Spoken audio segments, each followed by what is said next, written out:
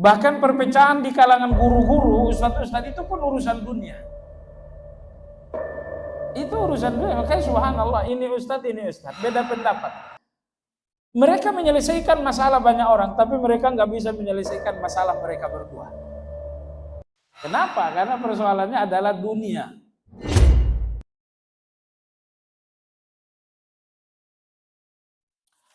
Ma'al ibti'ad amma yu'azziqul jama'atil islamiyatil yawma minat tahazzubil mazmum alladhi farraqal muslimin.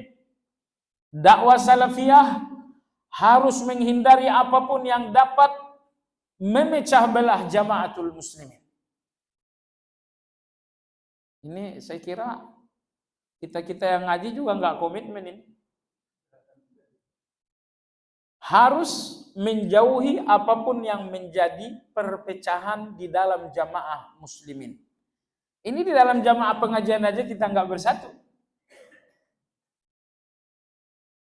Jamaah sekalian yang saya hormati, ada apa? Urusan dunia saja sebetulnya. Nggak ada urusan lain, urusan dunia semuanya itu. Bahkan perpecahan di kalangan guru-guru, ustadz-ustadz itu pun urusan dunia. Itu urusan dunia. Makanya subhanallah, ini ustadz, beda pendapat.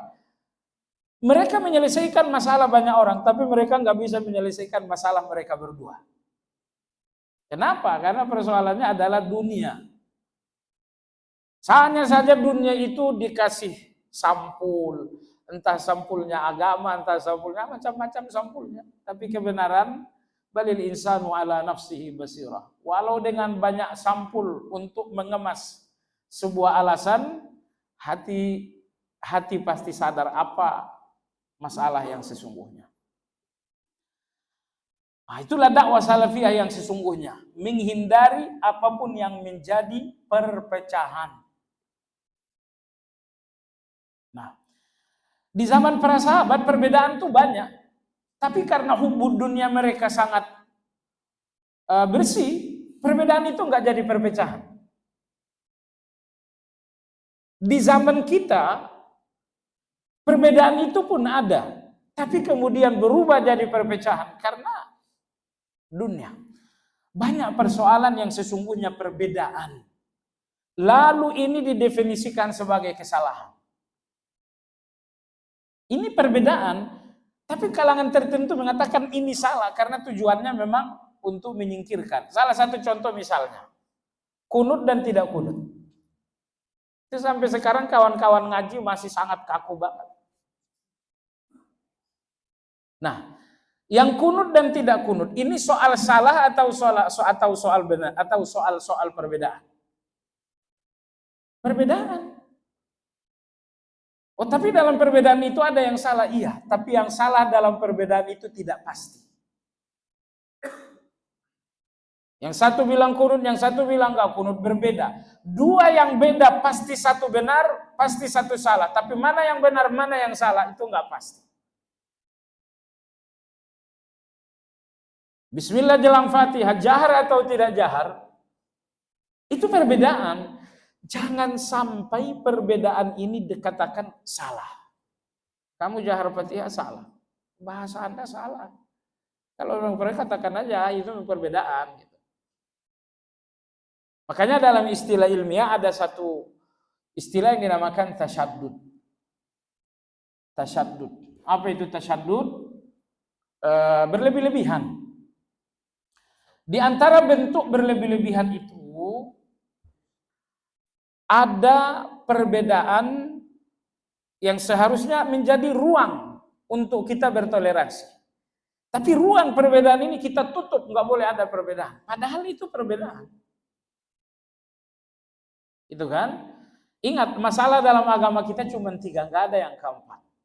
Pertama ada masalah ijtihad, ada masalah khilaf, dan yang ketiga adalah masalah ijma'. Ini 4 masalah dalam agama kita. 3. Anda buka buku manapun itu isinya cuma 3. Di dalam ada ijma', ada khilaf, ada ijtihad. Baik. Kalau persoalan kita ini adalah persoalan ijma', dalam persoalan ijma' memang tidak ada ruang beda pendapat. Tidak ada ruang toleransi. Ini yang terjadi antara kita dengan aliran sesat. Baik. Tapi kalau persoalan Anda dengan saya adalah persoalan ijtihad atau persoalan khilaf, ini dua persoalan memang ruang perbedaan harus dibuka, tidak boleh ditutup. Nah, kalau ruang perbedaan dalam masalah ijtihad dan khilaf ditutup, itu yang dinamakan dengan tasyadud. Itu yang dinamakan dengan hulu. Tidak boleh beragama seperti itu. Agama mengakui perbedaan itu, lalu ada yang datang tidak boleh beda pendapat. Salah jamaah sekalian. Makanya satu langkah ilmiah yang perlu dilakukan, baik kita yang ngaji bahkan di kalangan guru-guru adalah hakikatul khilaf. Sebenarnya perbedaan pendapat ini hakikatnya apa? Ini ijma atau bukan ijma? Kalau ijma, oke, kita nggak boleh beda pendapat. Tapi kalau persoalan ini bukan persoalan ijma, perbedaan pendapat kita diakui agama, maka jangan diintoleran itu. Dan saya kira di kajian ini pernah saya sampaikan satu manhaj yang sangat bagus, disampaikan oleh para ulama kita. Antum berbeda dengan saya. Apa manhajnya? Yang pertama, kalau kamu punya dalil, saya ikut kamu. Tapi kalau yang punya dalil justru saya, ya kamu ikut saya. Kalau kamu tidak punya dalil, saya nggak punya dalil, kalau begitu kita toleransi. Atau kamu punya dalil, saya pun punya dalil, kalau begitu kita toleransi. Selesai urusan, cuma 4 langkah ini. Kamu ada dalil, baik, saya ikut kamu. Saya ada dalil, kamu ikut saya. Kamu nggak ada dalil, saya nggak ada dalil, kalau begitu kita toleransi. Atau yang keempat, kamu punya dalil, tapi saya juga punya dalil. Kalau begitu kita toleransi juga. Selesai urusan. Gak ada masalah. Yang kelima jamaah sekalian. Imam Ghazali rahimahullah mengatakan, yang meramaikan perbedaan ini adalah orang awam. Lau sakatal awam la dhahabal khilaf. Kalau orang-orang awam ini memilih diam, perbedaan ini akan hilang. Tapi dua orang guru berbeda dalam satu masalah, teriaklah orang awam, berkicaulah orang awam, perbedaan satu masalah menjadi perbedaan 50 masalah. Jadi pemegang saham terbesar dalam perpecahan ini adalah orang awam. Makanya dalam agama kita bicara tanpa ilmu adalah dosa besar. Karena memang dampaknya luar biasa. Dampaknya sangat luar biasa.